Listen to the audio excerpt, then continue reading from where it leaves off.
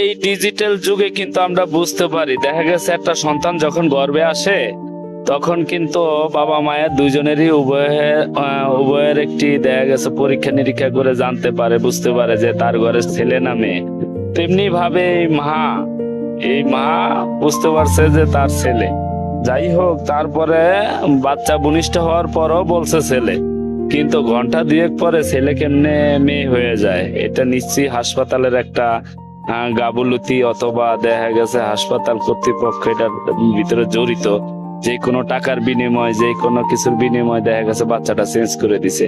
এখন আপনি একটা জিনিস ভেবে নেন যে দেখা গেছে একটা মা শুনতে পারছে তার ছেলে, কিন্তু কতক্ষণ পরে যদি শুনে সেটা তার মেয়ে, এটা কি মেনে নিতে পারে? আসলেই পারে না। কিন্তু এটার সাথে কারা জড়িত? হ্যাঁ, তাই আমি চিন্তা ভাবনা করতেছি যে এখনকার যে এই হাসপাতালগুলো, এই হাসপাতালগুলো তো মনে করেন বাচ্চা ভূমিষ্ঠ হওয়ার সময় ওখানে কাউকে যাইতে দেয় না।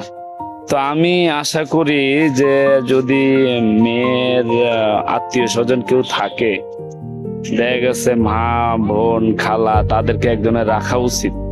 এই যে দেখেন, সে শুনছে যে তার একজন ছেলে হয়েছে, কিন্তু 2 ঘন্টা পরে দেখা যায় তার ওইটা মেয়ে দিয়ে দিছে। আসলে এটা কি কেউ মাইনা নিতে পারবো?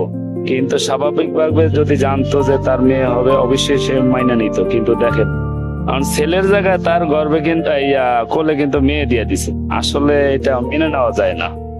এটার সাথে আসলে নার্স অথবা কর্তৃপক্ষ জড়িত, কত টাকার বিনিময়ে এটা চেঞ্জ করে দিছে ওরাই ভালো জানে।